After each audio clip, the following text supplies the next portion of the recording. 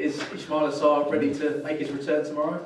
Yes, he is. So he had the full training week, and the same with Adam and Eddie. So yeah, many players available, or more or less all players. It's just Caleb Kapora who can't train at the moment, and of course Chadi Riyad and Jack Dukureva. Also, Chadi looks like that he will return around the next international break. So yeah, it's good. And in terms of Ismail, because he's had a full week on the training pitch, is he in line to potentially start tomorrow as well? We always nominate the squad where we think everybody is ready to start. I don't know if you can play 90 or 100 minutes. Don't know how intense the game will be, but yes, he's ready. There were some concerns when Yuri Pino went off on Saturday, but he's been back in training this week, and is he ready to go again? Oh yes, I forgot him because he just had to rest on Tuesday. He had a bone bruise. It was a knock knee on knee, and it's very painful. But yeah, since Wednesday he's in training and did the rest of the week and feels fine, and so he's also available. And this is the second of 3 matches against Liverpool in the first 3 months of the season. I guess your recent record against the Premier League champions must give you big confidence heading into the game tomorrow. Oh, when you go back 2 months, then it's the 4th game, because the last game of last season was at Anfield as well. So yes, maybe we get them a 5th time in the FA Cup, and I don't know if something more possible. But yeah, we experienced it similar with Aston Villa last year, and again, yeah, we're always looking forward playing the champion, and we want to compete. We want these challenges against the best teams, and Liverpool was the best team last year because they won the league.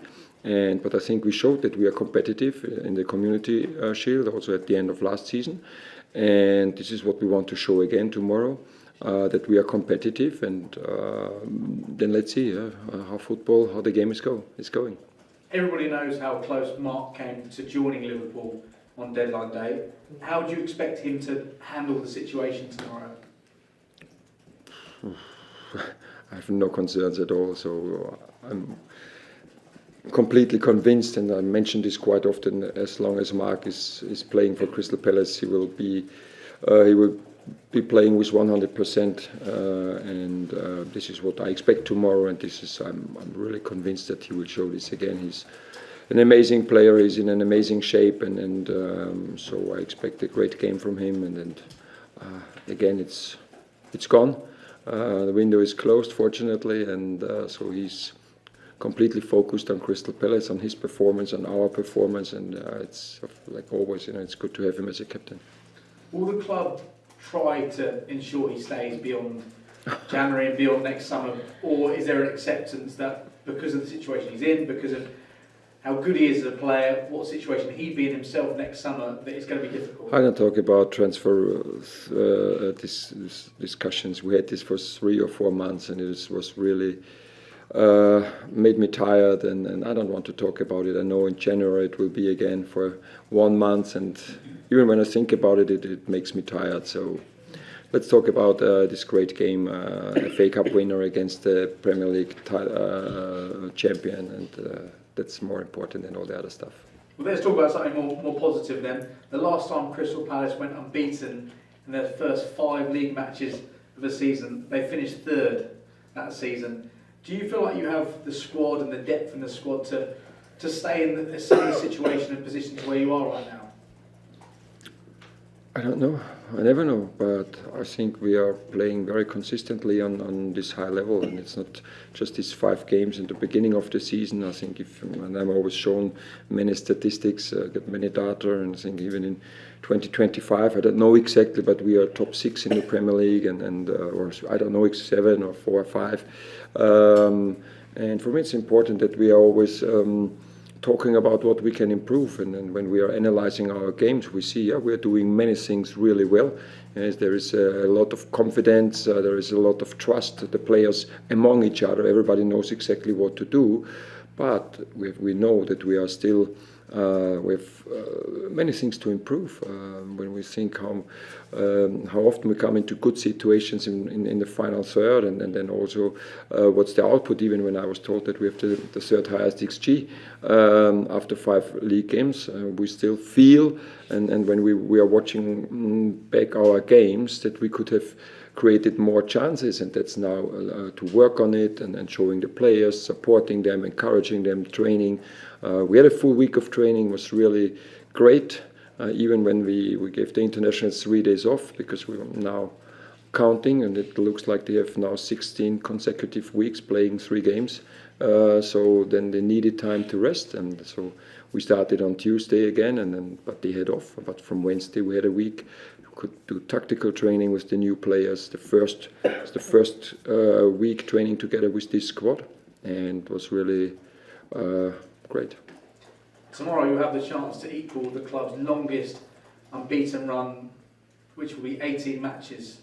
If you're able to do that, and that's a run that stretches back to 1969. Whilst it's not a trophy, it's not the FA Cup, would it be special to create another bit of history whilst you're here? I don't care about it. Last year we had the worst start in the history Premier League in Crystal Palace history, and we had at the end we had a point record. So I don't care about records. Of course, it's always better having positive records than the other way. But of course, but I told the players it's not for us. The approach is not to stay unbeaten. The approach is to win the game. If it's a draw at the end, we have to accept it. But the approach is not say okay, because we always want the best, and the best is winning the game. We will give our best to achieve it. But of course, I know there is an opposition who tries to avoid this, and that's why football is so interesting. Thank you. Thank you. I know you said you don't care about the records like the unbeaten run, but what do you think has been key to this one? Because it is an impressive one. Spoke quite often about it. I think it's our foundation is our defensive consistency. So it's really doing well as a team, not just the back three or Dean, the keeper. We know, if we need the keeper, we have the keeper. If we know we need the back three, we have the back three available. But it's also our wing backs, our midfielders, our tens, our striker, JP.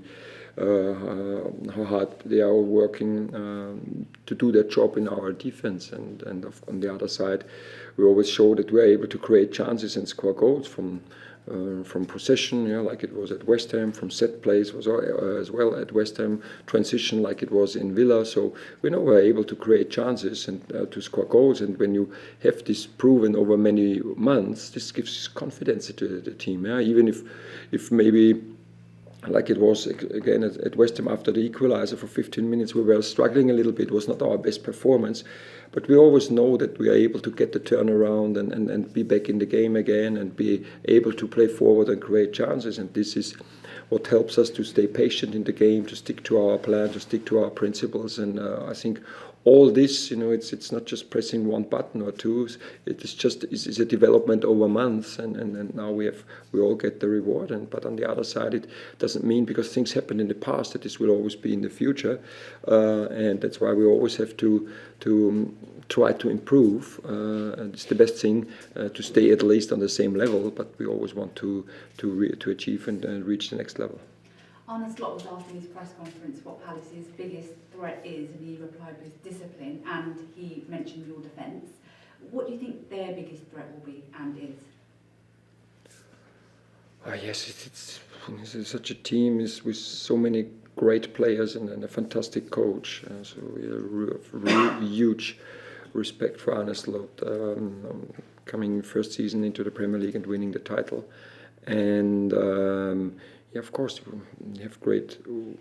They want to come through the pocket, with Wirtz now, with Isaac, with Szoboszlai, with McAllister, all these players, so understanding the space. Then, if you don't give them the pocket, they have great 1v1 players on the wing, with Salah, with Gakpo, and also they are doing so well in set plays, with Van Dijk, who scored the game winner against Atletico at the end, and then also clear structure.